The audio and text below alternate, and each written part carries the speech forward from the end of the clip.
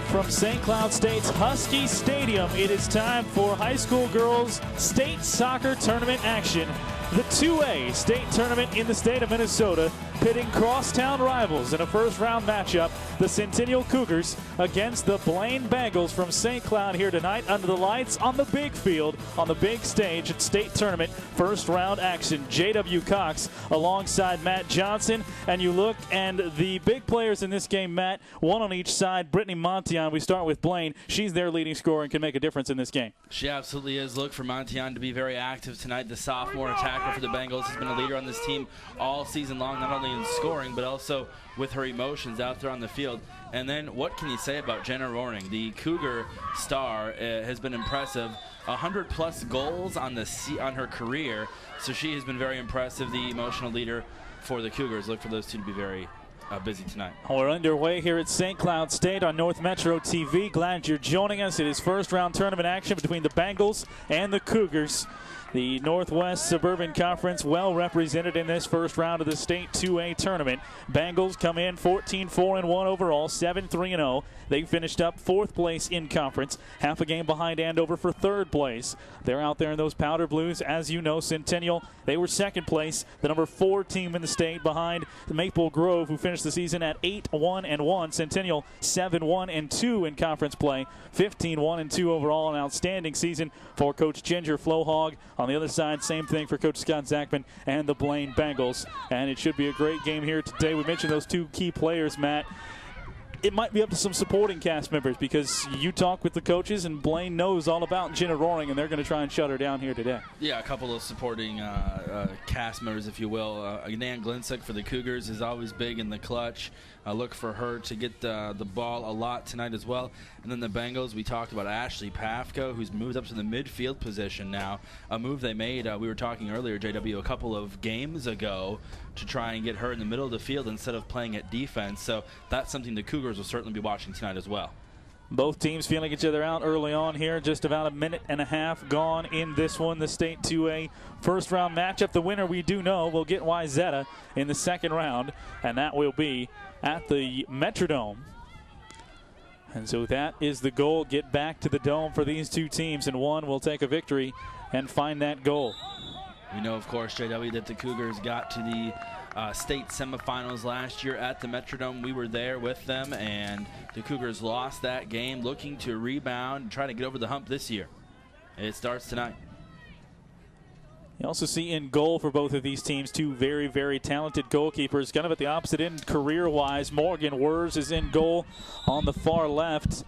She's on the far right here as the Bengals attack to our right side here at Husky Stadium. And Morgan Wers in goal. She's the sophomore, a very, very good season in goal. There have been a number of shutouts over their last 6 games. It has been 2 goals scored by the opponents for Centennial. Wers right in the thick of that. But on the other side, Alex Barber-Verdick has been just as good in goal for Blaine. Yeah, look for a low-scoring contest tonight, as the previous contest between these 2 teams was earlier in the season. Earlier this month, the Cougars beat the Bengals 3-0, so look for a low-scoring contest tonight. And so far, just basically a couple of looks at the net. Not really much of a shot for Blaine so far. They work it along, trying to control possession the first 30, 45 seconds or so. Went to Centennial in white. But ever since then, it's been down on this Blaine end of the field. At Husky Stadium, you can't see it now. It's too dark, but you can see it glistening just a bit. The Mississippi River just out the far side. And a good setting for high school soccer here. It's not the Dome, though. It's a little bigger than they're used to, but it's definitely not the goal, as they're still looking at one more step like we talked about. Wers is going to get it out of goal. Dumped on this near side. It's Brittany Montion, number 10, as she rolled it down. So Montion, as Matt touched on, their leading goal scorer on the season. JW, talked about this venue. You know, the girls are excited to be here. It is a big stage, as you mentioned at the outset, and both coaches talking about the nerves at the beginning of the game, despite the fact that these teams have seen each other and that they've been on this stage before. They still have a lot of nerves. They'll try to calm those down early on. Back the other way goes Centennial. And you see some of the speed they have. They were unable to get the shot away, but still plenty of speed for Jenna Roaring down that near side. Yeah, every time the ball is anywhere in open space, look for Jenna Roaring to get to it, and to get to it quickly. For those of you at home, number 17 in white, one to watch tonight. Sometimes she's tough to watch. If you're looking in one spot of the field, 1 second later she's going to be in the next. And, you know, Coach Flohog, before their sectional win over Irondale, talking about the success of Jenna Roaring just starts with the speed that she can bring. Well, and she makes the other players around her better too, JW, and that's something Coach Flohog has also reiterated a couple of times throughout the season, is that Roaring also takes a lot of the attention that opens up, frees up a lot of the other teammates, giving them opportunities to score as well. A lot of action down on the far side as we are now just under 5 minutes into this one. Two teams playing for a chance at Wayzata. The Cougars, of course, last year the third-place team in the state. They've had a very, very good run over the last 3 or 4 years. Most of that under Coach Flohog, now with 100 wins, looking for 101 to get back to the Dome. And Centennial able to clear it out of the offensive zone.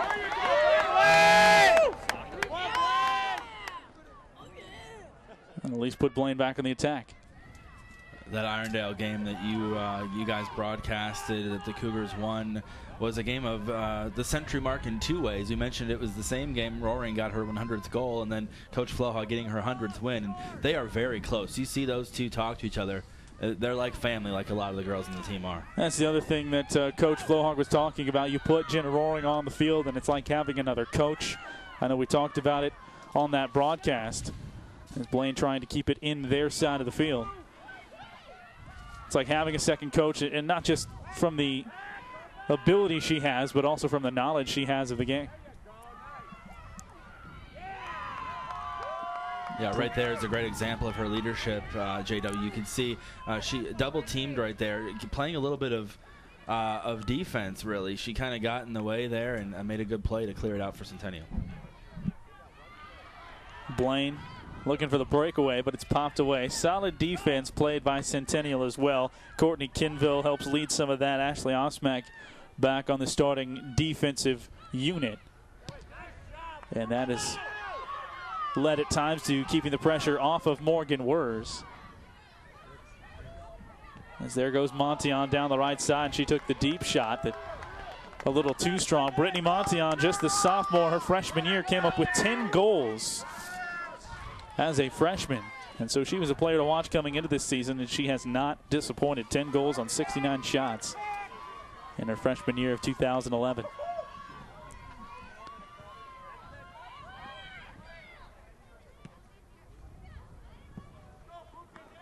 Either team with, that's basically the amount, what the shot selection has amounted to there, what we saw from Montion. Just a deep try. Centennial looking to work it into their offensive zone consistently for the first time. Blaine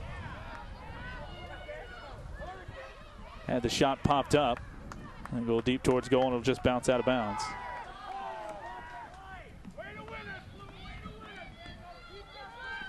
Bengals came in after a Section 7A championship run that took them through St. Francis in the first round, make it Cambridge Asante in the first round. In St. Francis, they won it on penalty kicks, 2-1 over St. Francis. Not an easy route at all. Got even tougher in the championship game against Andover. They went down 2-0 early on in that match, but the Bengals scored 4 unanswered to take that win. Now Centennial getting Roaring out on the left side, makes a move, had it poked away, still with control, puts it towards the net, and it goes off the side. As Barbara Verdick didn't even have to try to make much of a stab at that. Barbara Verdick stepped her game up, both in that St. Francis game, stopping every penalty shot, or every extra shot. And then in the Andover match, held it at 2 goals. Those 2 goals scored about 6 minutes in against Andover. And she's been tested several times throughout this season and has stepped up to the challenge we talk a lot about the Cougars offense, but if it wasn't for the play of Barbara Verdick and her senior leadership in the net, Centennial would absolutely not be where they are today.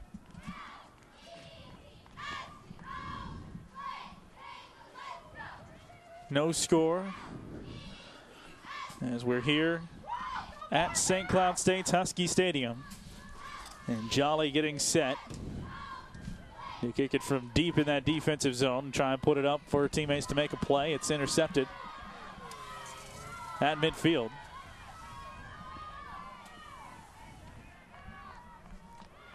Making it tough on the Bengals.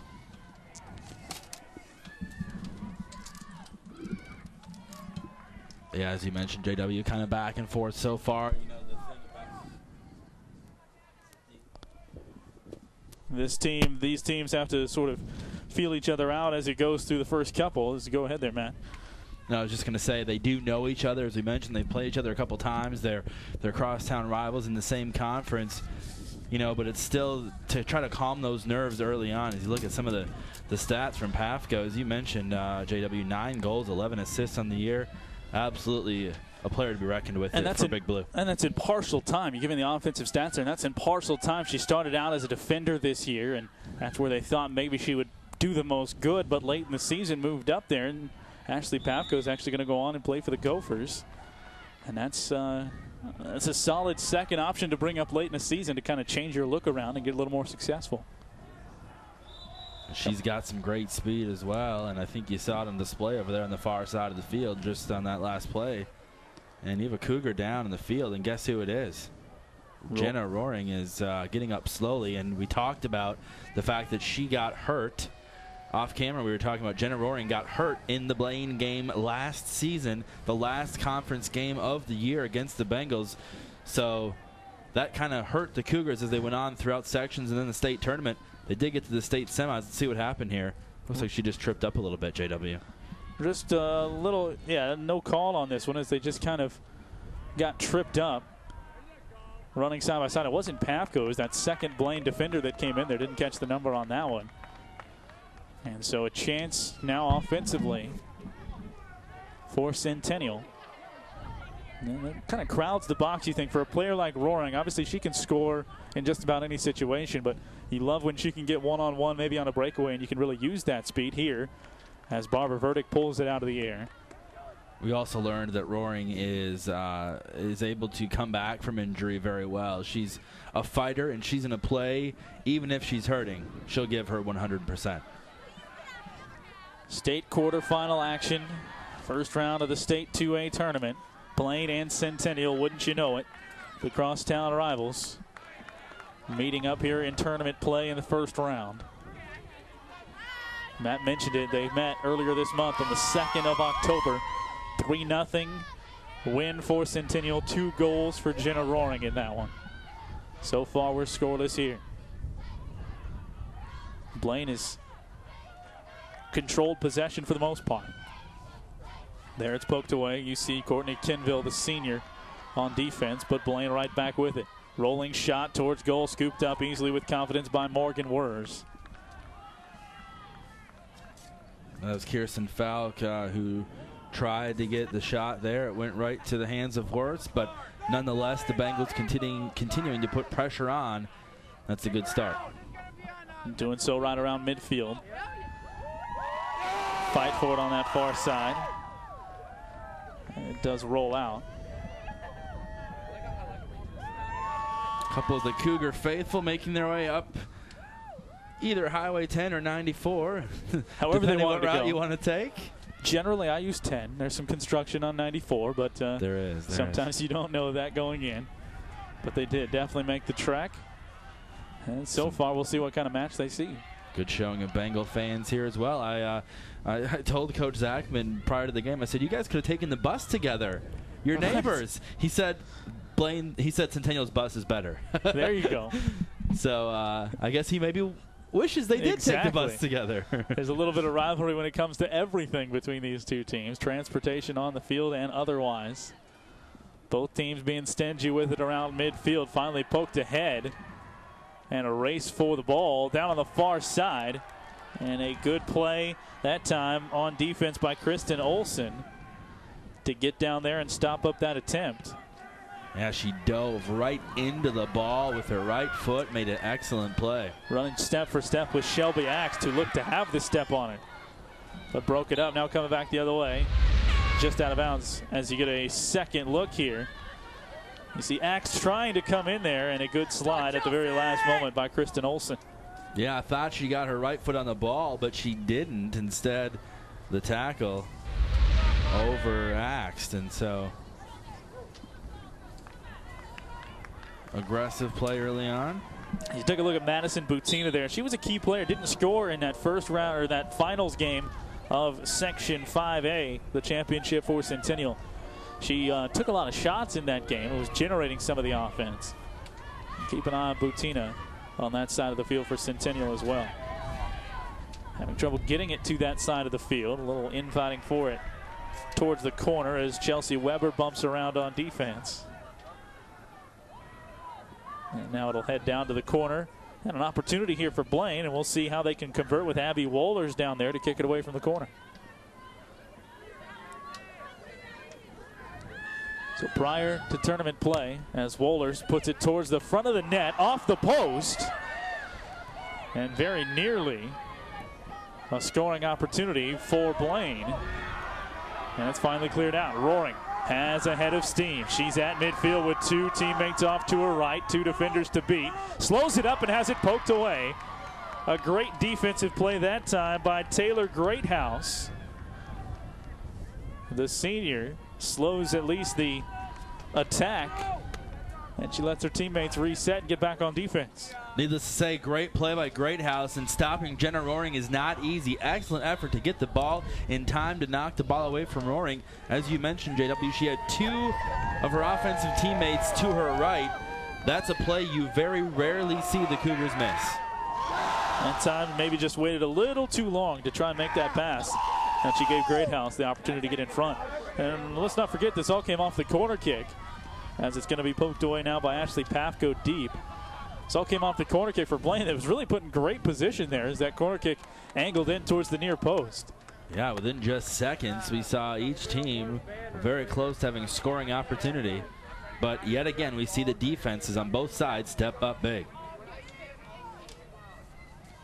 Madison Butina there fighting with some Bengal defenders. As both teams poke it away from one another. 17 minutes into this one, no score, and I would concur with you when you said this is going to likely be a low-scoring game. A lot of factors. The goalkeepers both very good, but both of these teams as well, they can execute on defense and kind of shut down some offenses. Each way is kind of the best offense either one has seen. Loose ball on this near side. Butina able to poke it away. Actually, Shelby Axe able to get it away. Trying to lead it down this near side. As you know, sometimes you can just put the ball in space for Jenna Roaring and she just materializes almost, and that was the opportunity they had there. That time it's Brianna Bordage near the net. Ball squirts through, surrounded by blue shirts and cleared away. But the attack comes right back in as Courtney Kinville sends it towards the net, forcing Barbara Verdict to finally scoop it up. A flurry of activity in front of the Centennial net. Make it the Bengals net.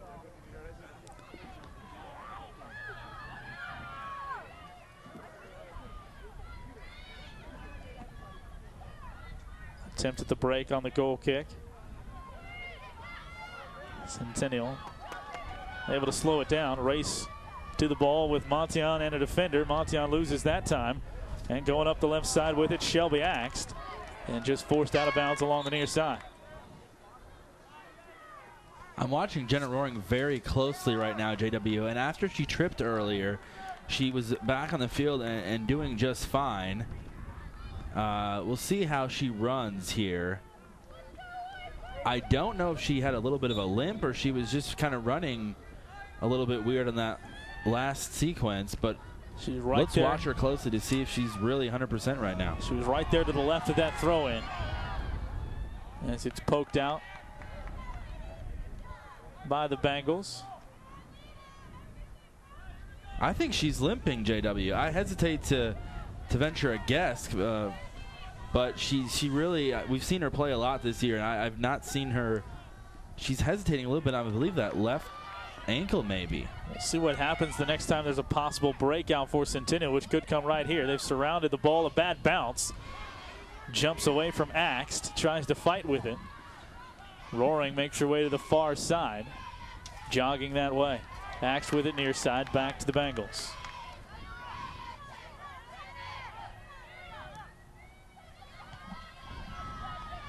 Popped up and out of the zone. Good defense for Centennial. There's Roaring getting into the act, trying to get things started. She looks to be galloping along on that far side. Yeah, when she really has to turn it on. Axt now on this near side. One defender to beat as the Bengal defense comes around. And solid defense again. That time it was Anna Prolu.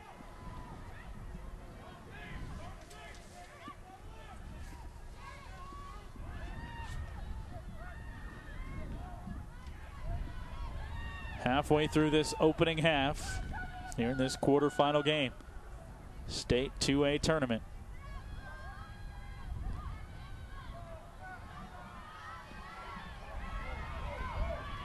And the offense trying to push ahead. There were plenty of Bengals back in position that time. There was a lot of help for Courtney Kinville, who eventually popped it out of bounds.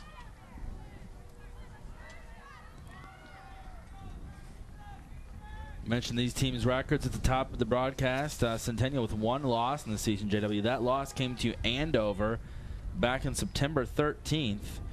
A one-goal loss. So the Cougars are one goal away from being undefeated. They did tie twice as well, so they've been in a few close games. Coach Zachman says his team has got a plan tonight to stop Jenna Roaring, to get in her way, and so far they've been successful. But the interesting note there is that we mentioned Centennial's only loss was to Andover. Blaine beat Andover, came back from down 2-0 to win that game 4-2. That was after to get here, right? And that was after they got a second crack at Andover, as it were. They lost to Andover early in the season, a close one, 2-1.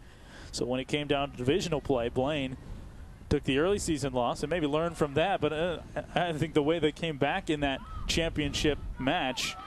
That was something that it didn't matter who was on the other side. They found something in themselves that was able to will them to that victory, down 2-0.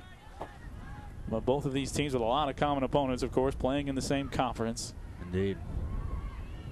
Just splitting up for the sectional rounds. Ball is loose, but Bengals outnumbered. This has been few and far between for some of the shots. A lot of that credit goes to players like Courtney Kinville there on defense for Centennial.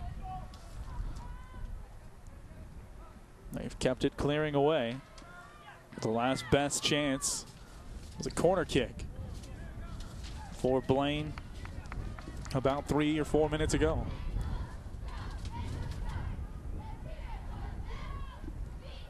You can hear some in the background. There was a little bit of a breeze here. And you talk with both coaches about conditions here on this field. It's the breeze not going to be so much of a factor as the field conditions, wet or dry, and it is a little damp out there. Yeah, the wind about 15 miles an hour at the start of the broadcast here, and temperature about 48 degrees. But a little bit of rain today. It was kind of misting most of the afternoon, but the field is still pretty wet. This turf does dry out pretty quickly here at Husky Stadium, but the Centennial coaches as well as the Blaine coaches saying that the elements could be a factor. Shot on the right side is going to go just wide into the auxiliary bleachers.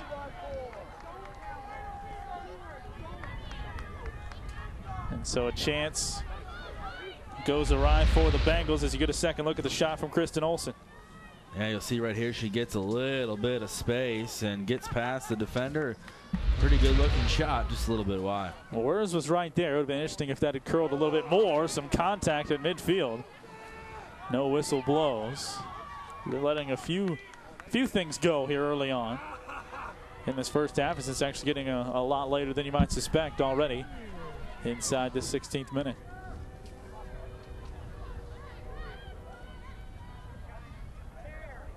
You talk, JW, about the elements. It's not just the elements, but also the field. You know, the Cougars play on their home field is turf, very similar to the field turf here at Husky Stadium. The Bengals play on that natural grass surface, granted it be a brand new natural grass surface, so the Cougars a little bit more used to playing on this type of field. You know, I asked their coaching staff before the game if they felt like the wet field might slow them down a little bit. They said, in fact, we're probably going to speed us up, just because on this turf it is a little bit quicker than that long natural grass. And the only difference I'd say between the turf here and the turf at Centennial, which is also very new, there are a few more actual blades on that turf walking around that one. It's got a little more of that natural grass consistency, but you're right. I mean, it's a much faster track than any grass, and this one might be even faster than that with as close as it's cut and as worn as it kind of is, because it's not brand new. More shots coming for Centennial as they try and attack in that offensive zone, but it's poked away. Nothing really on goal. Centennial here with 15 minutes to go in the first, trying to work it down. We haven't seen much of Jenna Roaring. Early on, she had the one breakaway down the middle of the field, and a nice defensive play stopped that up and poked it away. On the other side, a couple of shots for the Bengals. Corner kick off the foot of Wohlers was almost coerced into the net. Just saw Olsen with a shot. And now down the far side. Leading on the way they go. Ahead of a defender. Goalie has to come out, and a good diving stop for Morgan Wurz. She went one-on-one that time, going with Brittany Monteon on a full-speed trot down that far side. A risky but aggressive play as you watch Wurz come out of the box here, just about sliding to make the stop. An excellent play by the young Cougar goalkeeper in just her first season as a starter for this squad. Those are the opposing ages of the two goalkeepers. They've both been very good. Some mirror seasons with a lot of shutouts, but a senior on one end for Blaine and a sophomore on the other for Centennial. The sophomore makes the play there to keep us scoreless. The 13:45 mark here of this first half. 9 shutouts in the season for Morgan Wurz and the Cougars. Very impressive stat indeed. And you talk with Coach Flohog, she obviously is quick to give some credit to Morgan Wurz, but a lot of the credit, she says, also goes to their defensive scheme and the players playing up front, a couple of whom we've talked about already. And they don't allow a lot of those breakaways that we saw that forces Wurz into that decision to come out of net or make the tough stop here. Free ball to the middle is poked away. Centennial turns away a possible attack. See if they can switch it around at midfield. Again, a bangle hits the deck. And there will be the possible attack on the far side. That was Roaring running around with it for a moment. Too many defenders surrounding her, and she has had, save for that breakaway, she has had defenders, plural, in her pockets most of the time.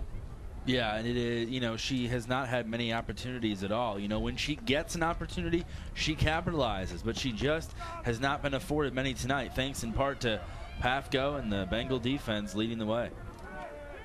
Barbara Verdick to boot it away here on North Metro TV. It's quarterfinal action of the State 2A Championship. The Blaine Bengals, the Centennial Cougars, a win away from going to the Dome and put together 2 wins to pick up a state title.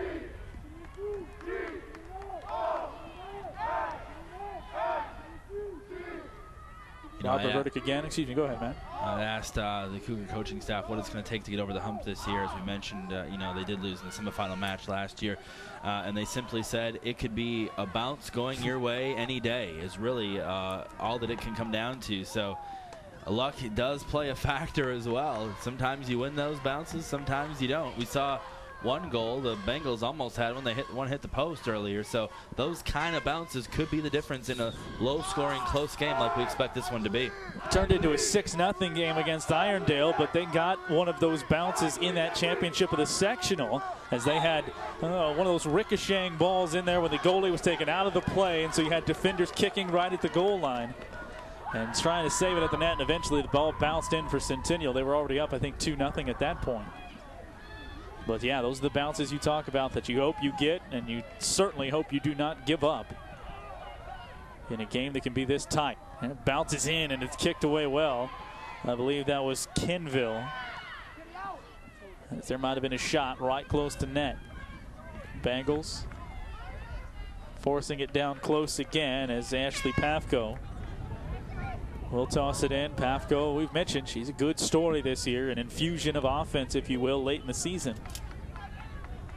I know the coaching staff, and you would have to think any coaching staff scheming against the Blaine Bengals in one half of the season would be completely shocked maybe to see this other player being as productive as she was. She turned out second on the team in points and just part-time playing as an offensive player. Yeah, we mentioned a couple of games ago they decided to move her to midfield. It's really turned out very good for the Bengals, and it's something that the opposing coaches, the teams that Blaine plays, have to really watch out for that. Some of them not suspecting it. The Cougar coaching staff coming into this one was aware that they would likely have Pafko in that position, but it's a good card to play if you're the Bengals and head coach Scott Zachman. There's a lot of gamesmanship that can go on for a head coach as far as, trying to, I guess not de-emphasize players, but make people guess who those players are going to be. With Jenna Roaring, she's hard to hide. We could talk with Coach Flohog about that last week before their championship game, and she said, yeah, when she was a sophomore, we could kind of see she had this talent. We didn't want to put her exploits too close out there, too far in the forefront, so people could say, okay, this is who we're going to have to shut down. But once she hit the scene, gets to be that 100 goal scorer, you're kind of hard to hide at that point. Well, and the Blaine coaching staff, led by Zachman, they said that, you can watch Roaring on tape. There's a lot of other teams that have not seen the Cougars in person would have to do, especially when you get to state tournament play, where you usually play teams that may not be as familiar with you. But seeing Roaring play in person is completely different. You have a newfound respect for her, and you're actually able to defend her better if you've seen her play in person. And so far, the Bengals doing a good job. Just 9 minutes to go in this first half. Neither team with a goal. And if things continue, we could be down for a good one. Pafko streaking out on the right side. Has some help. Trying to get the return pass. And it was poked away. Good Bengal defense up front. That last level before the goal again. This time, Olsen tries to leave it for a teammate and left it wide open. Nobody home. Kick cleared to the middle by Peterson that time.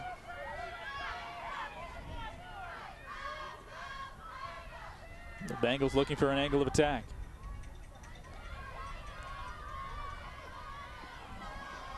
Talk about the fact we've had no goals scored so far. Centennial has scored at least 2 goals in every game they've played this season. So if the Bengals can keep them at bay at least through the first half, it would be a huge accomplishment.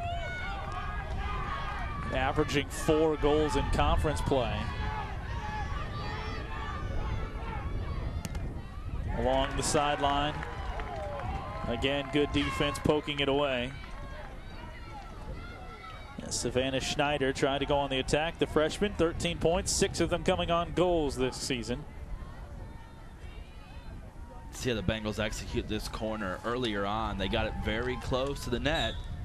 Good opportunity for Blaine to do it again here. Down from the corner. It's going to be Montion who put it up in front of the net. And they couldn't execute to get the shot right away, but it's still in there. Poked away by a Cougar. And the Bengals are still going to be able to attack. Brought up some late pressure. Pafko has it now, takes the shot right of goal and just rolled it past. Right side of the goalie. And another good look, that time for Pafko, and she just couldn't find the net at the 7-minute mark. Take a second look. Looking for her 10th goal this season right here off the right foot, just wide of the outstretched hands of Morgan Worst. And Worst did a great job of getting there as quickly as she did. Brianna Nelson, the Cougar midfielder, playing some great defense just prior to that. But as you said, J.W. Pafko on the rebound opportunity just about had one. Pass comes a little strong for Hannah Stratton. She had that side to herself. If that pass might have been a little more crisp. But she just could not catch up to it. Angled too far to the sideline. And down there on this field on this near side, Matt, there's not a lot of room between that end line and where you run up against a brick wall there. It puts the fans right on top of this. And there's plenty of room for football, but you spread it out for soccer, and you're running with some thin territory on that near sideline. Indeed. Stratton had to break it down real quick as she was speeding full bore for that one. See what Centennial can do to muster some offense. They haven't had much of it. Glensek with it. 2 Bengal defenders able to poke it away. Glensek fights to get it back. Angled towards the net, but only blue shirts home. Under 6 to play in this first half. Well, Glensek is that freshman forward for the Cougars, and she is a feisty, quick player who can make an impact. Up ahead, all alone, shot on goal and good for the Blaine Bengals. Put it home for Brittany Montion. She scores the first goal of this state tournament for the Bengals, and they take a 1-0 lead. Montion beat the pack down the field, as you'll see here, in a beautiful pass ahead. There to meet it, able to time her shot and drive it home. Yeah, she got past Courtney Kenville, the defender, who was a couple paces behind her, as you see. And another Cougar actually did knock it away momentarily. But nonetheless, Montion finds a way to get it through. Kenville was behind her as well. I want to say Brianna Nelson was in on the play, but we'll have to take a look defensively for Centennial. But Montion gets it past. And I believe it was Wohlers with the assist to make it 1-0. Excuse me. We had Falk. They announced Wohlers, but it was 17 or 11, so sometimes it's tough to say. But 5 minutes to go. The bare bones of it is it's 1-0 for the Blaine Bengals. As you see Wohlers there. Either way, that was brilliantly executed. You can kind of see that one developing. Matt, as soon as they got Montion out ahead just enough, and too far for words to have to come out and try and defend them. Yeah, excellent job of the Blaine Bengals. We do have confirmation from the truck in our replay that it was Wohlers on the assist, so a great team effort. Wohlers to get it to Montion, and who else to score for the Bengals in their leading score? It gives them some much-needed momentum, and JW with 4.5 minutes to go in the first half. You know, that momentum going into halftime could be very big for Blaine in what could be, as we mentioned, a very low-scoring game. That first one is a big one. It's an incredible lift. Wohlers right there, about 4th on the team in the regular season in assists. And so her and Jolly each with 4 assists in the regular season. Now she picks up a big one. She had defenders draped all over her, and she knew her teammate Montion was wide open. Able to put it in. So 1-0. It won't be a shutout here. As you mentioned, 9 shutouts this season for Centennial. And Morgan Wurs. The Bengals relentless on offense so far. They really seem to have controlled possession here throughout the first half. Not entirely sure of the exact time of possession, but the Bengals, at least for the last several minutes, have really been moving the ball down here on the right portion of the field as you look at it from our perspective. We've been looking straight at it, and that tells you something about it. We've been looking at straight at it for most of this half, and they're right down in front of us when the Bengals in this section of the field are on offense. Here Roaring has it, and it's poked away. Another shot, another pass attempt for Jenna Roaring is knocked away by some solid Bengal defense. There's Rachel Lutman at midfield, the senior, showing some leadership there to get it away from Roaring. Allison Kish had on a great header to get it to Roaring in the first place, but the Bengals stepping up with some big-time D. Under 3 minutes to go here in this first half. It is 1-0 Bengals on a goal off the foot of Brittany Montion. It came with 5:21 to go. Low scoring, we've said. Still a whole second half of adjustments lying ahead, but the Bengals in the driver's seat and still on the attack. Plenty of time, 2:30 to go. Pass comes to the right side.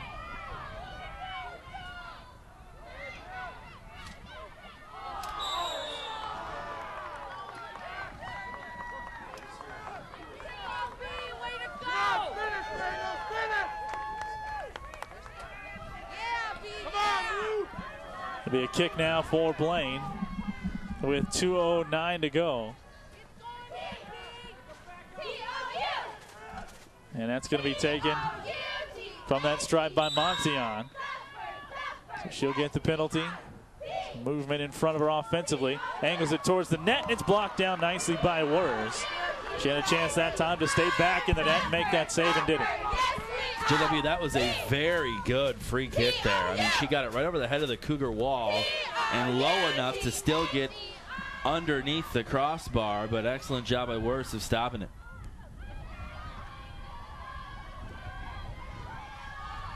I'm still trying to figure out what the cheerleaders were just trying to spell. I was trying to work it out in my head, and I can't do it. So we'll just leave it there with 1:20 to go. We're not supposed to spell it, JW. No. We don't need to worry about that. Certainly not. Certainly not. 1:15 now in the half. All Bengals here over the last 7 minutes or so is Matt Minchin, and they have the 1-goal lead. Just get the pronunciations correct. We don't need to spell these names right or anything else for that matter. Exactly. We're on TV on North Metro TV. J.W. Cox and Matt Johnson will have a whole second half coming up. We'll see what kind of adjustments Centennial can make and really just find a way to get on the offensive side of the field a little bit more, as they had a couple of breakaways. Roaring had the ball poked away twice, but not a lot of concerted team offense on that side for Centennial. Yeah, this is very much unlike the Cougars, and it'll be interesting to see what kind of adjustments they can make at halftime. You know, knowing Coach Flohog, she is very close with her girls, and I'm sure she'll have an assertive talking to at halftime, to put it lightly, to make sure that they get on the same page in the second half. Certainly not what they expected coming out. 20 seconds to go here as the teams fight with it on that far side, and with every tick it looks even closer, like this is how it's going to end, with Centennial with it in the offensive zone. And another throw in with 5 seconds. Have to get it quickly towards the net if they're going to do anything with it, and it doesn't look like they will. Time winds down on the first half, and the Blaine Bengals in this first round state tournament game coming in trying to shock Centennial a bit, and so far they have the advantage at 1-0, much to the delight of the faithful that have come down 10 or 94, as you mentioned, to see the Bengals take a 1-0 lead at halftime here at Husky Stadium on North Metro TV.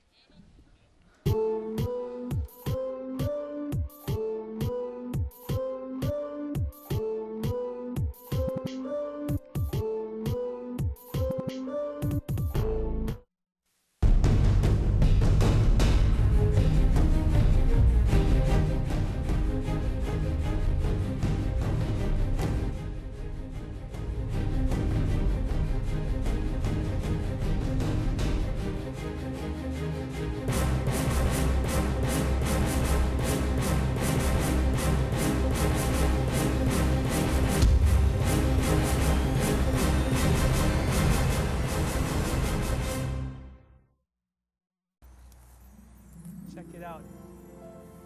Oh, that is magnificent. Here comes the big one, Elizabeth. I love it so much. I'm feeling a little guilty on account of me being married.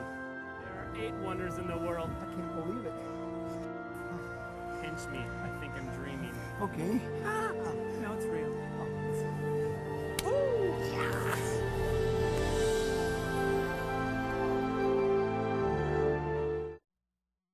That matter in the community. New episodes premiere Fridays at 6:30 p.m. High school sports highlights and a recap of your teams, Blaine, Centennial, and Spring Lake Park. Watch Sports Den. New episodes each Wednesday live at 6 p.m. Watch Inside Entertainment to find out which movies you'll want to check out at the theater.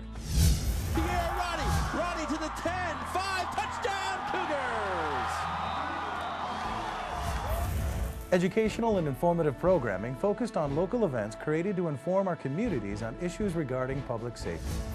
NMTV can also be watched anywhere in the world live, on the web, and on demand at northmetrotv.com. Once the polls close on Tuesday, November 6th, tune in to North Metro TV for complete coverage of Election Day. Join us as we focus on local election results while also keeping you up to date on state and national races. Starting at 8 p.m., our team coverage will bring you live results, in-depth stories, and exclusive interviews. North Metro TV, your home for Local Decision 2012. Lino Lakes is the gateway to the metro area, just minutes north of Minneapolis and St. Paul. Conveniently located on I-35W, this growing city still maintains its North Country feel. Lino Lakes values its award-winning schools. Outdoor lovers will discover miles of hiking, biking, and water trails. Growing businesses will find premier development opportunities with great freeway visibility and ready to help your businesses grow. Come to live, work, and play in Lino Lakes. Have you or someone you know been diagnosed with an SD deficiency? Do you feel that you're missing out on the fun of high school sports coverage? Then take a weekly dose of Sports Den on North Metro 15. You'll be updated with highlights and analysis of your local schools, Blaine, Centennial, and Spring Lake Park. Warning, taking Sports Den may increase levels of adrenaline, resulting in cheering, applause, and high fives. Milder side effects may include a desire to see yourself on Sports Den, and in rare circumstances, answering trivia questions and winning t-shirts. Sports Den work for me. Ask your coaches if it can work for you. Come to Ham Lake and see how good life can be. Conveniently located only 20 miles north of the Twin Cities on Highway 65, yet Ham Lake has kept its rural charm. Residents of Ham Lake enjoy 1-acre minimum lots, giving you space to live with abundant natural green spaces and recreational activities like boating, fishing, golf, disc golf, camping and playgrounds, and tons of seasonal fun all year round. Ham Lake is home to one of the top school districts with consistent high scores in standardized testing and community ratings. Ham Lake is a business-friendly city and willing to work with businesses and developers of all sizes. Whether you are just starting out or looking to grow, Ham Lake has the business opportunities you've been waiting for. Life in Ham Lake moves a little slower, and that's the way we like it. Ham Lake offers space to live, to grow, and space to relax. Come visit Ham Lake and see for yourself what you are missing. Ham Lake is convenient country living.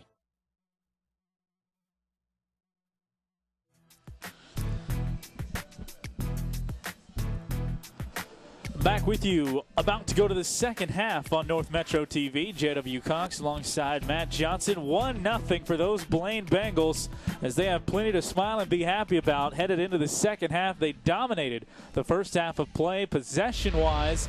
And here, Brittany Montion put them on the scoreboard finally. Montion ahead of the pack, one-on-one against the goalkeeper, back left corner.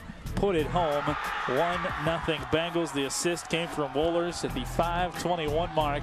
And Matt, that's the only goal that they got out of their offensive pressure, but they were on that side of the field an awful lot in the first half. They were. They had a couple other great shots on goal. Morgan Wirth was definitely tested throughout that first half, and it is all smiles for Big Blue right now. The cheerleaders and the girls on the team, all smiles. And you could see the Cougar bench deflate just a bit after that Montion goal.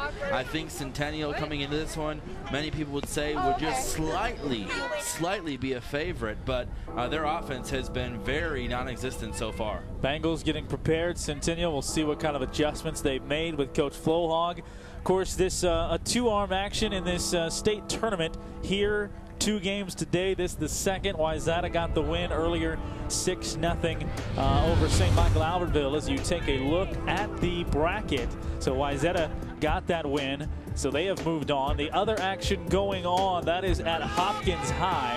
Number 1 Lakeville against Eden Prairie. Number 4 White Bear Lake against Eastview. And those two teams, the winners, will meet at noon. Winners of this game will meet Wayzata at 2. The championship coming up on November the 1st, which is next Thursday at the Metrodome. And Blaine will look for some defense. It's Brittany Blackwelder getting the support, but there's Brittany Montion, their goal scorer. You see her line there today. 3 shots and the 1 goal.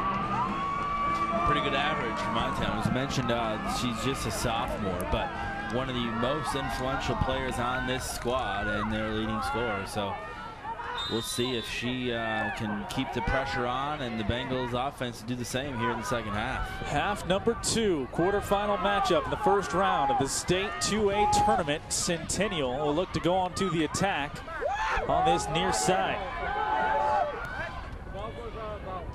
Towards the goal, Barbara Verdick has to go down to the ground for the first time to make that save. She'll boot it away. Barbara Verdick very strong the few times she was called on in that first half. That was Farrell Rome who put that shot on net, by the way, and she had 2 goals in their sectional championship win for Centennial. So watch for Rome. She's just a sophomore. She's played very well at times. Roy? may, when it comes down to it, as you see the Cougar faithful, Matt, Jenna Roaring just may need some help from some of those supporting cast members because Blaine has seemed to clamp down and focus on her defensively. And that's exactly what the Cougars have been good at doing all year, though, is when Roaring does attract attention, those other supporting cast members, as you called it earlier, have come up big throughout this season. Tonight, though, they're really not stepping up and being able to help as much as Roaring and the rest of the team would like to see. So Blaine now attacking to our left. And your left there on the screen. Here in this second half with the 1-0 lead. Looking for a breakaway, but too many blue shirts around there. You count them, there's 6 to the 2 white jerseys. Obviously they're going to have the advantage back on defense, but still. Centennial just unable to get any bodies towards the goal. Here at St. Cloud State, Husky Stadium, you see the interlocking St. C logo there at midfield. Shot short of the goal as Wurs moves well to her left to hug it out of the air. 2 minutes gone in this second half. And expect much of the same. Even if Centennial finds a way to get on the offense, won't be too much. Jenna Roaring trying to catch up to the ball. And she almost nearly did as she drew Barbara Verdick out of the goal. But it was deftly poked away by the defense. That was Kara Jolly down there to poke it away. Roaring hits that second gear. Sheesh. The ball is high up in the air. She waits for it, and as soon as it comes down anywhere near her, she hits that second gear and gets going. That time the Bengals are just there once again to defend. Bengals, I think, had to think they had that, that defense in their back pocket with time to clear it out, and all of a sudden Roaring was right there on them. Very nearly got a clean shot at the goal to knot this one up early in the second. 5:21 mark in the first half. The Blaine Bengals finally broke through. Ball loose. The far side, Centennial. Let it go. I believe that was Papko fighting for it along the side. Fighting with Jessica Axt, the 2 Axt sisters. Jessica, the older, the senior. Shelby plays at the midfield. She's a sophomore.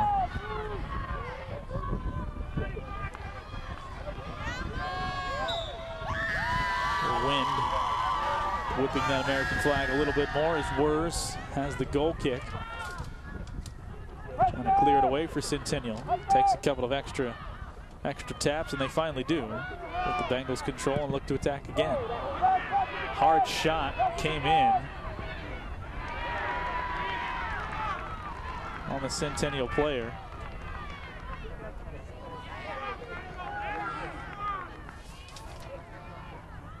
And that was Brianna Bordage who took that hit. And the loose ball is going to go out in the corner. And it's going to be Bengal ball.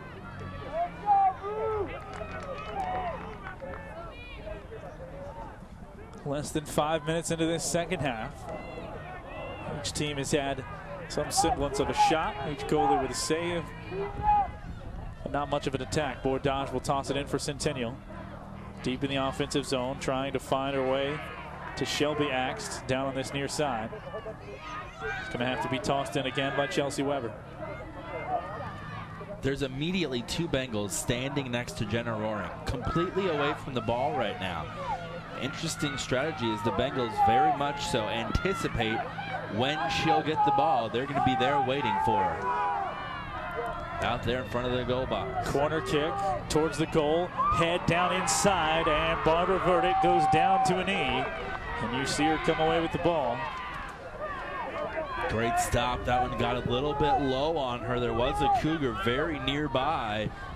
That one looked easy, but it wasn't. Great stop by Barbara Verdict as the Cougars looked to tie it up. Any ricochet there, as you mentioned, it went a little low. There was a Cougar nearby. Any ricochet, and you might have a shot. An easy tap in for the Cougars. Barbara Verdict kept that from being a possibility. Roaring comes all the way near midfield to help clear it out. Pass down, Centennial tries to control there. They'll look for another shot forward. Near side for Farrell Rome.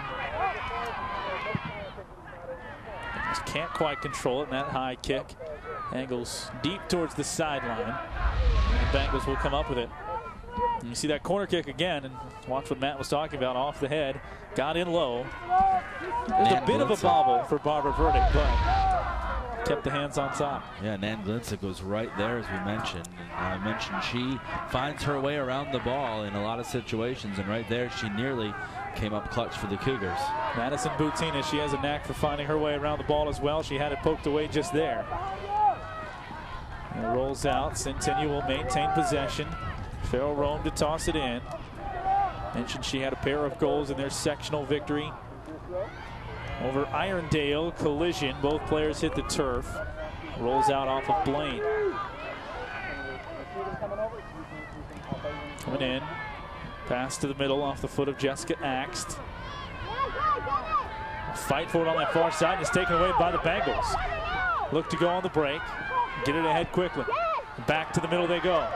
1-0-on-1, breaking away, and it's poked away well by the Centennial defense, as that was a good hustle play for Ashley Osmick, the sophomore who got down there and poked it away from Kara Jolly, who was on a near break. Excellent job seeing the Cougars defense make a play here. The Bengals have kept them busy on the defensive end, but another great stop there for Centennial to keep the Bengals at bay, at least momentarily. But Blaine now with a corner opportunity. And JW, this could be another big chance for the Bengals. Shot batted down on the first attempt near the goal. And it looks like Centennial will survive the corner kick, and they get it up ahead. That one's angled in, a race to the ball, and it's poked away well on this near side. Roaring has to wait about 10 seconds for a teammate to get anywhere near her to throw it in on the next play. That was Marciniak who got down there and beat Roaring, who takes a tumble to the turf again. Here goes Pafko to the middle of the field. Puts the pass through 4 defenders, but misses her intended target, and it's booted away. Pafko that time looking for this game's goal scorer, Montion. Just couldn't connect. Roaring will have it in the middle of the field. She's bumped off the ball. Allows Blaine to take it away. Kara Jolly just letting Roaring know, hey, you're not alone out here. Good stop there, just to kind of get a body in front of her. Sometimes it's all it takes. Jolly, a little bit of action on offense and defense, as we just called her name a moment ago on that breakaway. And now some question between the players, but the officials right on it, saying Blaine ball. They toss it in. They'll work it with Marciniak, the starter. Trying to find Pafko, who bumps it right back to Montion. Working in a convoy up the left side. Montion has it poked away and just has to tap it out. She was trying to work with Kirsten Falk on that left side. Pafko to her right. Never materialized, and Centennial will now throw it in with Jessica Axt. Coming up on 30 minutes to play in this one. Still 1-0 Blaine. They've led 1-0 since the 5:21 mark of the first half. Poked away deep. Roaring. Race to the soccer ball. It misses the defender. Roaring has it right side. And the second effort for the Blaine defense. Able to knock it away. And a good job by Kara Jolly. There she is again. Yeah, a stellar play by Jolly. You know, Roaring raced to the ball there. She didn't quite get there in time. The Bengals got to it first. Then Roaring picked up a little bit of speed, got it back, and then Jolly stepped in front of her. Now a huge corner kick coming for Roaring and the Cougars if they want to try to capitalize on this possession. Roaring's going to put it deep to the right. Had a player coming in late and just couldn't drag the foot in as she was trying to find the defender, Courtney Kinville, crashing in from that far side, and that was well drawn up and very nearly went in. It absolutely was well drawn up. Perfect way to describe it, JW. And you watch, as you mentioned, the foot really does drag here, I believe. Let's see if we can see it in the replay. Yes, she kind of slowly comes up with her right foot, dragging it against the turf. Not a very aggressive shot. Perhaps trying to kind of throw off the Bengal goalkeeper. Roaring this time. Stopping it for Blaine. Sorry, Matt. Roaring this time with the corner coming in, and she dove that one. There was a hard slice on that one right to the front of the goal box. It was poked away by the Bengals, who now take it back the other way. 2-on-2. Far side. Working with Falk. As Monteon works it up that far side. Has to kick it in off the official. Hazards of the job over there. The official got caught. Smile on the face of the officials. You watch one more time. Boom. Ow! Right in the kneecap. So tossed in over there. Bengals a great job to turn that into an offensive attack off the corner. No real second effort on those last 2 corner kicks for Centennial. Just the initial shot the first time.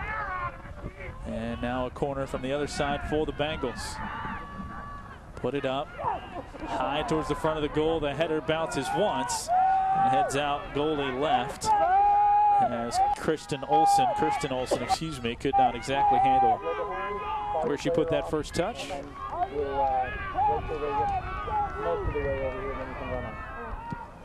Senior midfielder trying to make an impact. Loose ball. Blaine beat all the Cougars to it, and they're making it tough to get it across midfield. Left side. Marciniak just overran it a bit. She had a chance moving forward. Pass up, just missed the left foot of Roaring as she was in traffic. Yeah, Roaring was calling for the ball there, put up her left arm saying, get it to me, get it to me. But she did have 3 blue jerseys right around her, and they tend to stick with her. Very smart play by the Bengals of triple teaming Roaring in many cases. Kirsten Falk overran it just a bit. Tried to get back to it and was able to poke it back to Marciniak, who gets it back into the offensive zone. Looking there for Wohlers, who had it stolen away. Centennial moves it ahead. But blue shirts around, and they corral the loose ball. Pafko in the middle of it. Now up the right side. Come on, touch it, Hannah. Lead pass to that far side. Looking for Hannah Stratton. Couldn't get there in time. Roaring with control at midfield. Has to clear it away. And attack to the right side. Ball pushed further up. Fight for it. And the foot race won by the Bengals and Monteon was able to push it out of bounds. Now they'll set up the defense. Here's Madison Butina tossing it in. Roaring had it. Excuse me, that wasn't Roaring, that was Bordage who came in there a little strong and put it out the back. So a goal kick coming up. You can always order a copy of this or any game we cover on North Metro TV. Go to northmetrotv.com for all of the details. So watch the games live on demand there. And if you want, I guess there's a few people that know what they're doing on Sports Den, and they can bring you all the highlights as well, and you can watch that. I kid, of course. Some guy named Kenton Kipp, and then our buddy Jeff Dinsmore. A great show. I think they should stick to commercials. They're pretty good at that, too. Pretty good at both. Pretty good at both. Let's just leave it there. Centennial with the toss in. Overthrown. Bengals pop it right back out of bounds. Coming up on 25 minutes to go in this first round game of the state 2A tournament. Very nearly a little extra action on the hand that time. The ball popped up high on Kinville. Yeah, I was just going to say, JW, that it did look like the ball may have hit the hands of Kenville, but close call, and the official's not going to be that picky, I guess, at this juncture. Axt fighting around with Butina on the near side. Axt will finally push it forward, and a foot race here, and Jenna Roaring has the inside track. Looks to go right side of the goal and has it poked away. Good defense again, as I believe facing up on Roaring that time was Monteon. Roaring looks exhausted out there. They're going to get the corner kick, and that's what Roaring was calling for right after that play. You know, you had to watch where the ball went out of bounds, and so Centennial will get the corner kick, and they will appreciate the call there by the officials, as it could have nearly been a goal kick. But Big opportunity again for Centennial as they need one to tie this up. Farrell Rome is going to pop it out. There she was. Now she just touches it and comes out. Excuse me, that was Gifford. They'll bring in Jenna to do it. So Roaring is going to do it. She took the last two. Gave him a real good shot on that play with the defender coming in from the backside. We'll see how she plays it. That was the last time they had it on this near side corner. Roaring on the ground, rolling front of net. Trying to get a ricochet going in there. Axed takes a deep shot, and a bit of a missed opportunity there to not really get much of an opportunity, much of a shot rather, on goal for Centennial. It's going to go out the back again. I don't think the ball went where Jenna wanted it to. It hit a Blaine defender first. There was a Cougar nearby, a couple paces away, but the Cougars really, surprisingly not executing on offense tonight like we've seen them execute all season long. We mentioned they have scored at least 2 goals in every game this year. Rolling again, goes opposite corner, this time tailing towards the net. And just off that far side, optical illusion from up here, and it almost looked like it was going to curl in. Yeah, look at it here from the other angle. An excellent shot as he kind of curled in there. Second try, hits the back post. Second attempt. It's that near side goalie left post, and my goodness. Those are the bounces that we talked about, JW, that could be the difference. Both times they go against Centennial on excellent looking corners from Jenna Roaring. I mean, that ball had a major curve on it. I don't know how in the world. I never played soccer, but how in the world do you do this? I mean, an excellent, look at that, from the corner all the way to the post. It did not need to be touched. And you see, I think you could see the English she put on her leg at the end as there's a bit of a miss in the box. Centennial had a chance to clear, and now they finally will. You watch, if we got that replay again, and you watch the swing through, you can see some of the torque that Roaring was putting on that ball to spin it, but you're right. I certainly couldn't do it. It is incredibly difficult to score yourself on a corner kick. She almost did it twice. It's going to be a whistle, as I believe that was Falk who gave the little shiver to Allison Kish. So the penalty coming from this near side. Roaring puts it towards the goal. It bounces around, and a risky play for Barbara Verdick. But like a shortstop or a first baseman, she took that short hop up into her chest and knocked it down. I believe she was trying to find court. Was it Kenville there? I'm not sure who the Cougar player was that Roaring was trying to get it to, but we talked about how the Cougar offense has been stagnant for the last, for majority of the first half and the first portion of this second half. But JW, the last several minutes, they have really stepped it up on these opportunities. But again, they've not been able to score. And I certainly don't know what was going through their head, but Roaring, the other thing, we talk about her speed a lot. We talk about her breakaway and one-on-one. The other thing that Coach Flohog was talking about, she can score from just about anywhere on the field, and we've seen that now on 2 corner kicks, and that one had plenty on it to get in there if it takes that bad hop past the goalie. So she may or may not have been looking for a teammate that time. She's just trying to get it towards the net. Yeah, she knows she can score. A very strong leg, and I think you're absolutely right. There just happened to be a teammate in the vicinity, that could have perhaps helped knock it in. But yeah, she's got a very strong leg and can be lethal from anywhere. I don't think she's afraid to take a shot from anywhere. She has it on that far side. A little more pushing and shoving over there. Thought I saw the arms extend a little bit. Nobody hit the ground, so I don't think that was going to draw a whistle. Might we see it get a little chippy here with just 1/4 of this game left to go as we come up on 20 minutes to play in the second half. Still 1-0 Blaine, sitting on that lead since the 5:21 mark in the first. Near misses for Jenna Roaring, who tries to slice in there. Actually, excuse me, Roaring's up near the goal as that one rolled just past her as Barbara Verdick got down in on it. Sliding in on that far side was Gretchen Chat.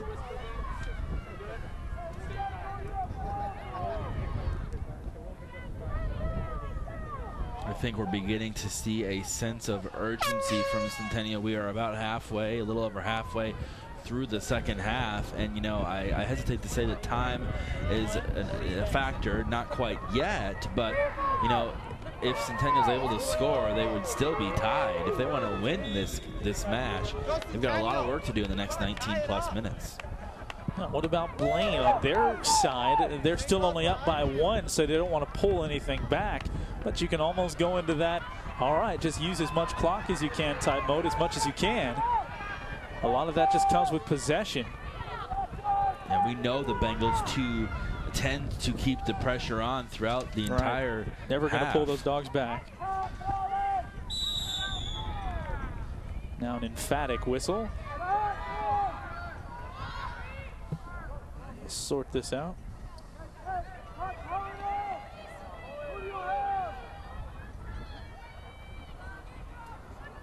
And it's going to turn into a penalty kick.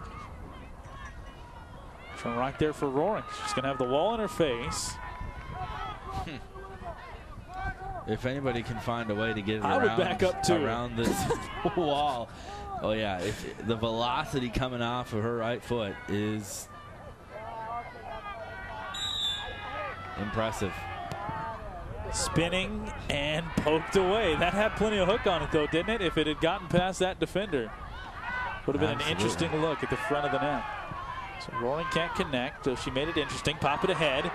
Out of goal comes Barbara Verdict and just slides under a leaping Allison Kish to make the save. And that was, you know, Barbara Verdict did an excellent job with 4 saves tonight. Look at how she gets a handle on this. Great pass from Roaring, kind of curves it in there. No fear. Barbara Verdict had to dive on top of that ball at a tough angle. Another big stop for the Bengal keeper. She's been making a living doing that this season. See Coach Flohog trying to find a way to keep this season from ending right here. 17:30 to go. You're always just a razor's edge away from tying this one up when you're sitting there with just the 1-goal lead, especially the way Centennial has brought the pressure that Matt mentioned over the last 10 minutes or so. And you hit it on the head. It's the sense of urgency. A deep pass that's well too far ahead as Barbara Verdict can pick it up and boot it out of the box. The one thing we do know about Centennial is that they can score, and they can score very quickly. So they are never out of it. And that's the other reason for Blaine to kind of not call off the dogs and keep the pressure on. Because if you sit there and you wind it down with a 1-goal game, you're, like I said, just moments away, a breath away from being in a tie game. And the Bengals, to the Centennial's credit, hasn't had a lot of offense in this second half. Not much to speak of. They had a corner kick that went awry right about 10 minutes ago. Other than that, they've been working on defense and focusing on slowing down Jenna Roaring as they do right there. Some good coaching from the crowd, win those 50-50 balls. And something the Bengals did well in the first half. We have a Cougar player tying her shoe right now on the near side.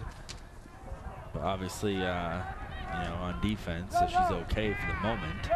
That's Kish. She's back up now. A hustle across midfield. Under 16 to go. Be a little awkward if you're tying your shoe and the ball starts coming back the other way and all of a sudden you've got an offsides call because you're crouched down. 15:40 to go. Shot towards the goal and it's going to roll through. There is the cushion. Into the goal off the foot of Taylor Greathouse. In the right spot, and it rolls home 2-0 Bengals at the 15:40 mark. A huge goal for the Bengals by the senior defender, Greathouse, who started tonight, makes a big splash here. The right foot, excellent hook. It got through a couple Cougar defenders, and the smile says it all.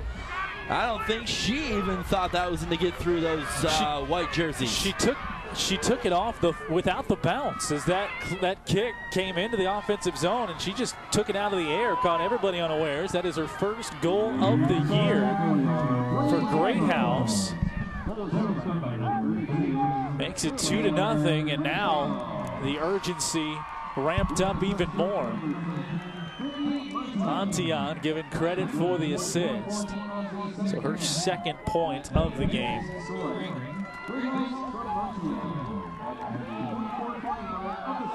The Bengal fans a little bit louder now with a little under 15 to go. They've got to be pumped. And we are just not seeing the same intensity out of Centennial that we're used to seeing, JW. We haven't seen it really all night. And credit Blaine with the way they have turned away Centennial at just about every time they've started to ramp it up and find an offensive attack or offensive opportunity. The Bengals have been right there to thwart it, but you mentioned it.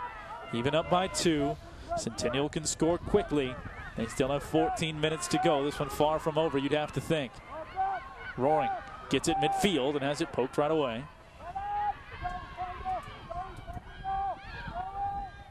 We talked about how other players can step up and make an impact. You know, Greathouse, as you mentioned, with her first goal of the season. A perfect example there of other players coming up in the clutch, and she did that in a big spot just a couple minutes ago, that goal. Marciniak's going to get whistled as Bordage went to the turf. And so the penalty before everybody's even set, coming back and towards the goal. Bengals get a foot on it. Second attempt, no good. As Roaring put it towards the net on that initial kick. And she couldn't get that good bounce on that ricochet. Glinsick sort of swung and missed over there on the far side. And you talked about it. Bounce is good or bad. It's going to go your way, and so far, especially on that Greathouse kick, as she somehow found her way through. It's a good swing and a good shot. There are a lot of bodies to get through. And it happened to find its way. Coming up on 13 minutes to go. The wind picking up significantly here in the last couple minutes. Most likely won't really impact the flight of the ball much, but still a little bit of an extra brisk chill in the air out there for the girls. The temperature about 45 degrees now here late in the second half. But I know they're warm out there. They've been hustling all over the field tonight. Got to be exhausted at this point. Not a lot of subbing. Centennial has to find a way to dig deep. Though they be exhausted, they've got 12 and a half minutes to save their season. Remember, the winner of this one gets Wayzata. They beat St. Michael Albertville on this very field 6-0 in game number 1.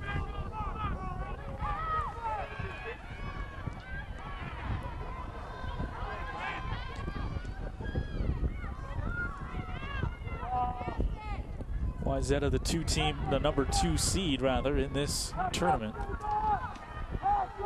Centennial coming in as a number 3 seed. Roll towards the goal and just off goalie's right. I don't know that Wurz knew that was going to be so close to that post. Yeah, she kind of was jogging towards the ball, not necessarily at full speed. Didn't think she had to, but she got away with one there as it was closer than we even thought. Centennial has to find a way to push forward on defense.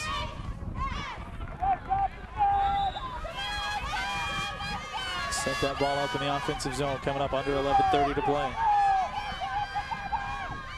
Pafko right there. Hasn't had the scoring impact that perhaps we thought, but she's been right in the thick of things offensively. Pair of players tumble to the ground, and no whistle. Taylor Windingstad and Abby Waller's there colliding, but they're just fine. Cougar faithful trying to infuse some life into their team with a chant here. Late on a Wednesday and late in the game.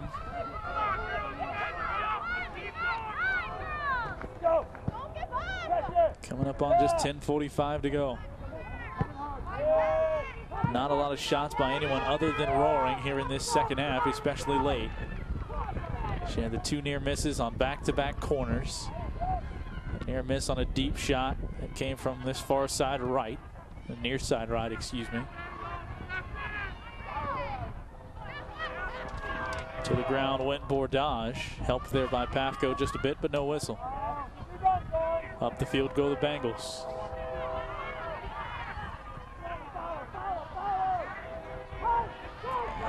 Try to move by Roaring, and she just couldn't keep her feet, tripped up. She tripped up over the ball, JW, but somehow still kept it in her possession for an extra second or two, and then lost it as we see a Bengal player go to the turf. I believe that's Kara Jolly. She's been playing one-on-one against Roaring most of the night. A tough task. May have twisted a knee or an ankle, and she did on that play where we saw him get tangled up. And Jolly, it's just a cramp. You could see her kind of mouth that there. She wants to keep everybody on the sideline, just has to work out that cramp in that right calf, it looks like. But yeah, that was nearly the most acrobatic play you could see as you take a second look at what Roaring did here. Well, this is impressive. Look, she gets through 2 Blaine defenders, first of all, and I don't know if we're going to see just it after. here. Yeah. She kind of juggled the ball between her 2 feet, JW, and then she turned around, and the ball flipped behind her. So she kind of kept possession there for an extra second, but then she wasn't able to get back up in time before a Bengal player got to it. I think Jolly trying to tough this one out, but it's a little more extreme than perhaps she thought. And she just tried to stretch that one out and can't quite do it, and clearly frustrated. Kara Jolly's played a great game. As Matt mentioned. Yeah, she's been playing one-on-one against Jenna Roaring most of the night. That battle between 7 in blue and 17 in white has been an interesting one to watch, and Jolly certainly winning that battle thus far tonight. We've seen her putting her body out in front in a lot of plays, playing very physical. And right now, I think pleading her case is to stay in the game, maybe. She's certainly hurting. You see the grimace on her face, and you hate to see this, JW, especially at this stage. You know, I mean, obviously it's easy to sit up here and say a cramp's not serious, but serious as in affecting her chances to move on and keep playing. But it's serious enough where she may have to come off the field here, but she clearly doesn't want to do that, but they just can't quite get it stretched out. As you can see on her legs there, some of those black specks, that actually comes up on this turf here at St. Cloud State. The nature of this turf, like I said, it's a little different than the Centennial turf. That's almost more of an AstroTurf grass base where you kind of still have those shorter blades. Here, there's a lot more rubber that pops up, and the more it's used, the more those get popped up. They sweep them and kind of, it's like mowing the lawn, but you're taking those things off. And so they kind of clear that away. And so you'll see those pop up and have to scoop those away. And so that's what is happening there. And she's going to be able to jog off. Yeah, it's great to see Jolly be able to jog off now in her own power. And, knowing her, I'd imagine we see her back in the game in a couple of minutes, if not sooner. As soon as she can stretch her out, I'm sure. Rome Farrell with the toss in. Has Centennial a chance. And it rolls out. Ooh, that certainly looked like Blaine ball, but Farrell will get another chance to toss it in. Going deep into the net, and it's poked away as the shot taken by Windingstad. And yeah, even up 2-0, the way she has played, and her task, talking again about Kara Jolly, her task has been to shut down the #1 scorer and the #1 player. And I think she wants to see that through to the end here at this point. And Roaring still has time to score with 9:20 to go. Those personal one-on-one battles out there on the field, those little sub-stories of the game that we have seen develop throughout the last 70 minutes.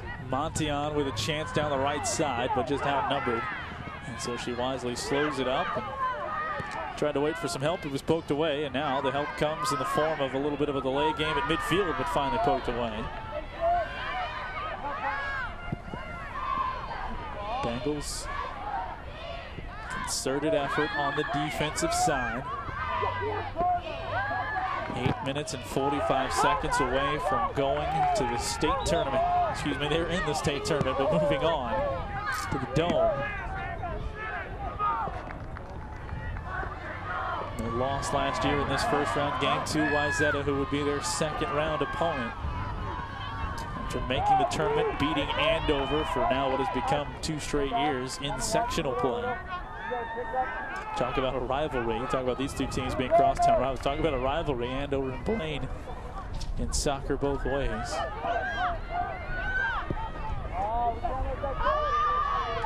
Eight minutes to go. Quarterfinal action here at St. Cloud State. It's a first half goal with 5:21 to go in that half for the Bengals that had them up 1-0. Looked like they were going to try and sit on that lead until the 15:30 mark. Long shot. Wurz comes a long way out of goal and finally falls on it. Very, very dangerous play there. You give up a third goal at this point, and it's almost over with the shouting. Yeah, another risky play there by Wurz. She didn't really have another choice, though. There were no other Cougar defenders really around her, so she had to come out and make the play herself. Pafko breaking down the right side. She'll take the shot, angled in, but comes up short on that goalie left side. Pafko, we've seen her very active, Matt, in this game. She hasn't registered a point yet, but very active on the offensive side. She always is. You know, every time we see her play, Pafko is all over the field. She's got a lot of speed, too. And, you know, they moved her into that midfield position that has certainly been advantageous for the Bengals. We've seen it tonight here as well.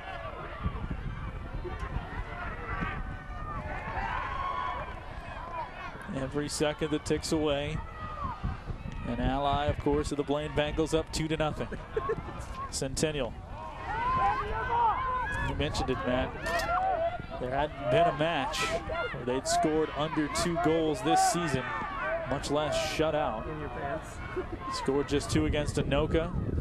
Roaring with it down towards the corner, trying to make something happen. 2 defenders force it popped out again.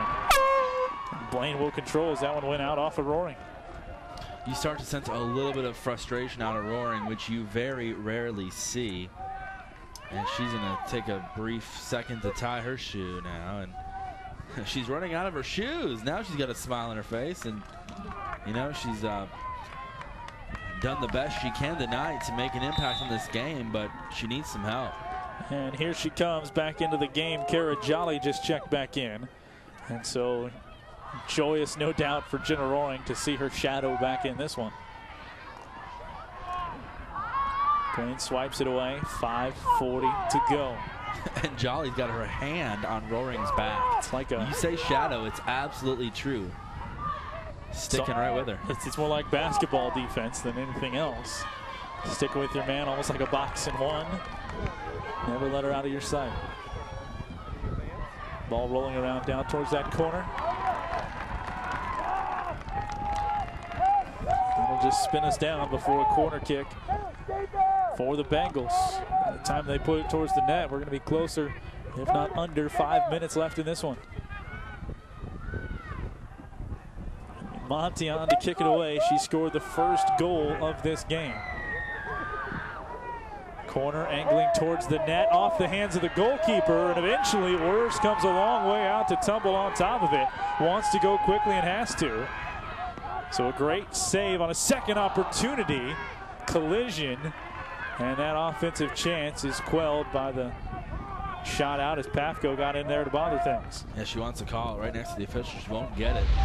As you take one more look at this last sequence, Pafko. This looks like a collision. Roaring now coming down. Pass off to the right to get it away. Back to Roaring in the middle. Loose ball, and Barbara Verdict comes out to knock it away. Dodge also in there on the attack with Roaring, and doesn't get the look she wanted either.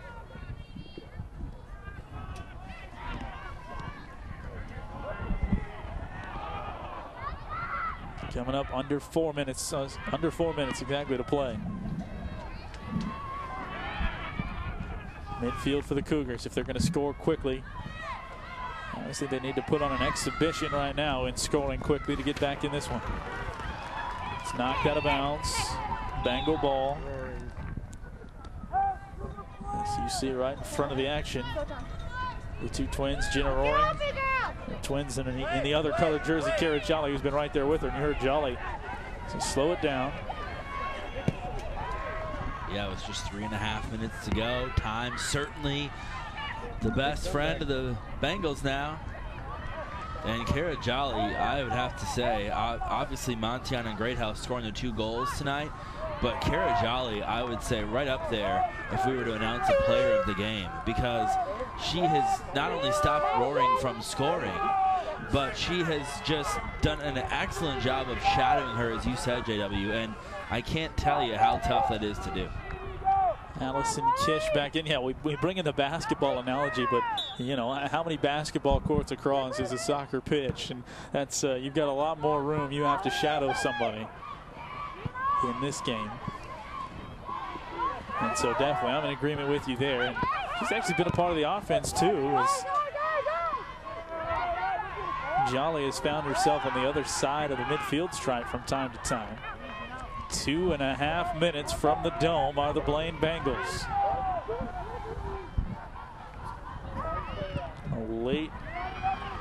A mid-second half goal.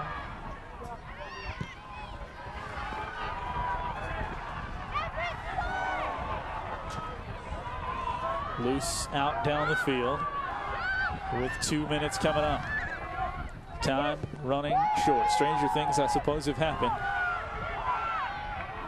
but not much stranger. Now under 2.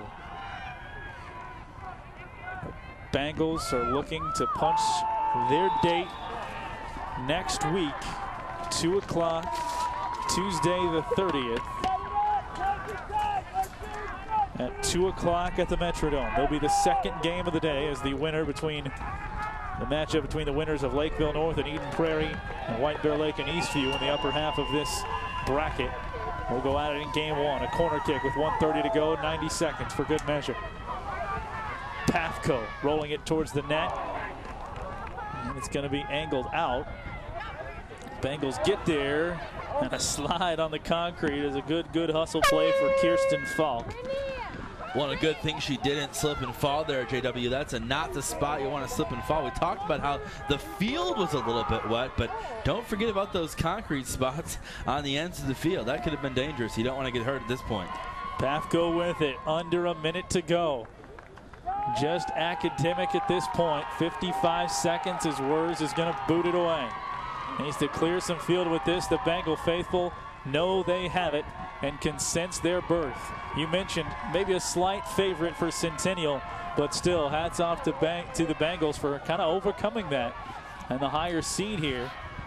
Looking to go down in the next 30 seconds. Yeah, the Cougars ranked 3rd in state in their class too. So one of the better teams in Class 2A. So a very impressive, I would say, slight upset tonight for the Bengals as they look to pull this one off here in the next 15 seconds. Bengals just controlling, not even giving the white and red a chance. 12 seconds and you can let the countdown begin.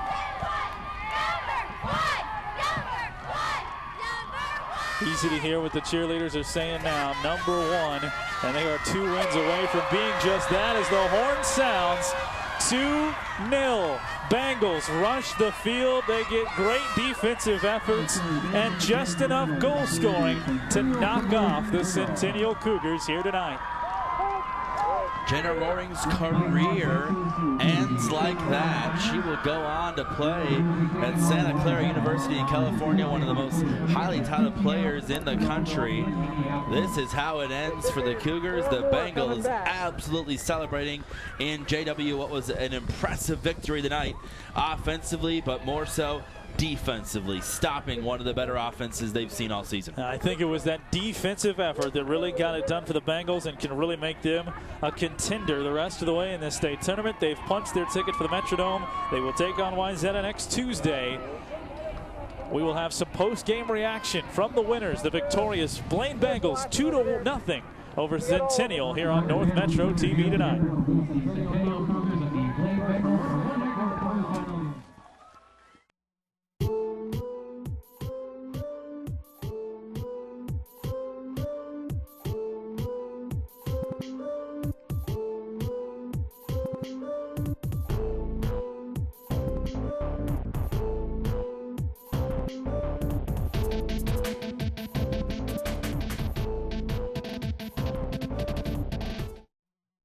What is North Metro TV Public Access? It's a community of amateur TV producers working together to make the kind of TV shows they want, taking free television production classes and gaining hands-on experience with our professional studios and equipment right here in Blaine. Get started by calling 763-231-2803 or visit northmetrotv.com. So, what is it? You tell us. That matter in the community. New episodes premiere Fridays at 6:30 p.m. High school sports highlights and a recap of your teams, Blaine, Centennial, and Spring Lake Park. Watch Sports Den. New episodes each Wednesday, live at 6 p.m. Watch Inside Entertainment to find out which movies you'll want to check out at the theater. Roddy to the 10, 5, touchdown Cougars! Educational and informative programming focused on local events created to inform our communities on issues regarding public safety. NMTV can also be watched anywhere in the world live on the web and on demand at northmetrotv.com. Once the polls close on Tuesday, November 6th, tune in to North Metro TV for complete coverage of Election Day. Join us as we focus on local election results while also keeping you up to date on state and national races.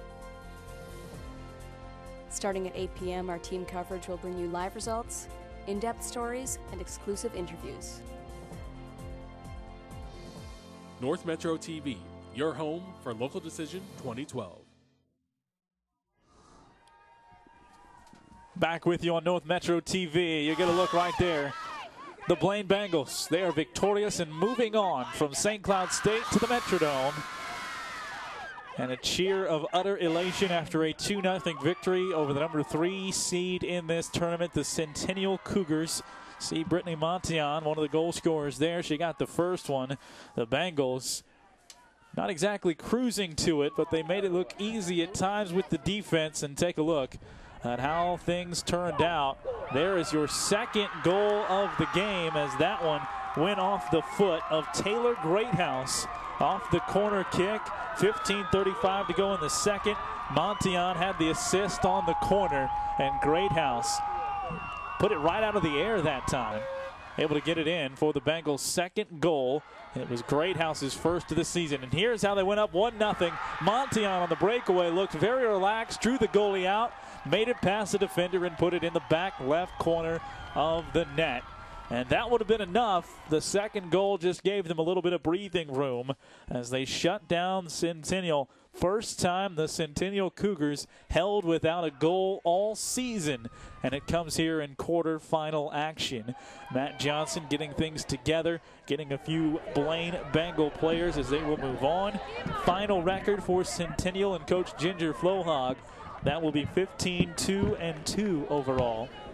Couple of ties in the regular season, just one loss in regular season play, and that came to Andover. And now they take their second loss here in the state tournament. For the Bengals, their 15th win overall. They're 15-4-1 as they are Section 7A champs, and now 2 games away from becoming state champs at the 2A level. And remember, we told you throughout the game, they take on Wayzata, as that will be at 2 o'clock on the 30th of October at the Metrodome. And the Blaine Bengals, they played solid defense, and a number of Bengals joining Matt Johnson. They played solid defense. As soon as they're ready, we'll go down to them. 2-0. The Bengals get the victory, and it was Montion with the goal and Greathouse with the goal. As you check out the bracket so we can fill in that bottom half for you. Wayzata 6-0 over St. Michael Albertville. Blaine 2-0 over Centennial. And as you see, the semifinal date there, 2 p.m., 10:30, October 30th, the second to last day of the month. They'll get after it. Championship coming up on Thursday the 1st. And still no finals in from Hopkins High, where they were playing the upper half of that bracket. Lakeville North against Eden Prairie, White Bear Lake, and Eastview. Winners will face off at the Metrodome in the game prior. Celebratory cupcakes, why not? As the Blaine Bengals, they had a good following, and some of those followers came well-heeled with treats to this one to be able to celebrate the 2-0 victory for the Bengals. They're 15th, as mentioned, overall. This is a Bengal team that has won now 4 straight tournament games, 5 straight overall, but they lost 2 games 2 of their final 3 of the regular season. They lost 2 games to St. Michael Albertville and this Centennial squad. They came back and got Centennial now 2-0. And for the reaction, with plenty of Blaine Bengals around him, we go down to the field for Matt Johnson. Thanks, JW. An impressive victory for your Blaine Bengals tonight, 2-0 over the Cougars. We're going to talk to 5 of the stars of this team tonight. Very excited, celebrating by eating their cupcakes. We'll get to that in just a second. But let's start off by talking to one of our goal scorers, Brittany Montian. I'm going to bring you in right here. Talk about that first goal. Describe it for us. Well, I just found Abby in the middle, and I knew that there was open space behind the defender, so I just took off into it, and I yelled for it. So I was hoping to get it because I knew that if we put one away early, we could set them back and kind of build on it from there. Talk about building on it, that momentum it provides. That first goal is always the toughest one to get. Yeah, I feel like when we got it, we had that extra confidence that we needed to keep going throughout the game, and kind of we kept that work ethic throughout the game because we knew how close we were to moving on. So that was really important for us. There's Ashley Pafko. Ashley, you've been a leader on this team all season long. You've been moved into the midfield position for about the last 4 or 5 games. That was something Centennial was aware of in that different spot. How did that help you guys? I was just willing to do whatever it took to win the game, and I was working my hardest, and I think everyone else on the team was, and it really showed tonight. You showed a lot of speed out there on the field. Big effort. What does this win mean to you guys as a team? It means everything to us, I think. We worked so hard for this all season. We've been training so hard, and I think we deserve this. All right, congratulations. It has certainly paid off. Directly to my right is Taylor Greathouse, the senior defender, scoring your first goal of the season tonight. What a perfect time for it. Yeah, no kidding. I love corners. I love getting something on them, and me and Britt practice during our practice. She serves it in, and I just try and get a touch on it, and luckily it just went over one of my teammates' heads, and I just luckily got something on it, and the keeper couldn't get a handle on it. That goal coming with about 15 minutes to go in the game. It was the second goal at that point, up 2-0. Did you think it was going to be enough against that Cougar offense, which you know can score quickly? Oh, yeah. I know our girls. I know our team. We work for what we want, and we deserve it. We've worked this entire season, and I know we wanted it more. We had it. All right, let's talk briefly about the Bengals defense, which came up just as big as its offense did tonight. The Centennial Cougars has scored at least 2 goals in every game this season, thanks to the leadership of Alex Barber-Verdick in the net, your senior goalkeeper. You guys stopped the Cougars and shut them out tonight. What was your defensive game plan in stopping the Cougars, and how did you do it? We just really wanted to get our marks on Jenna, at least 2 people, and not only mark on her, but mark on other players as well. Also communicating with people, with our teammates. I feel like we did a really good job on that tonight because we've been struggling throughout the whole season. Typically, Centennial tries to, they know that you guys are going to focus a lot of attention on Jenna and that some of the other players might be able to open up some spaces, but they didn't do that. No, I believe our players marked really well on her tonight. They knew what to do, they knew what the task was to do, and I believe they carried that out very well. All right, big shout out for you. Another one. You've had a couple other ones this season. Let's bring in Kara Jolly. You had the tough task of defending Jenna Roaring tonight, and she's what a lot of people say one of the better players in the state. You were her shadow all night long. We talked about it up in the booth a couple of different times. Nobody's been able to do it all season long. How did you do it? I just had the drive, and my teammates made sure I got pissed before the game so I could just stay on her the whole game, and I just really made sure to stay up tight on her and not let her turn, because once she turns and goes, we all know she's fast, so I just made sure she couldn't turn and get the ball away from me. Yeah, you guys did a great job. An all-out team effort. Congratulations on another big win. Thank you very much. All right, the Bengals getting their 15th win on the season. This one coming at the most opportune time. 2-0 over the Cougars here in the section quarterfinals of state. Back to you, JW. Thanks a lot, Matt. And clearly you see some victorious and very savvy Blaine Bengal players as they walk us through how exactly they went and attacked Centennial. However you slice it, they got the 2-0 victory and now move on. 2-0, your final score. Again, your goal scorers, Montian and Greathouse, with a big assist on the defense for Blaine as well. 2-0 the final. They move on to the second round of the state tournament. For everyone with North Metro TV, including my partner down on the field, Matt Johnson, I'm JW Cox. Have a great night. Thanks for watching.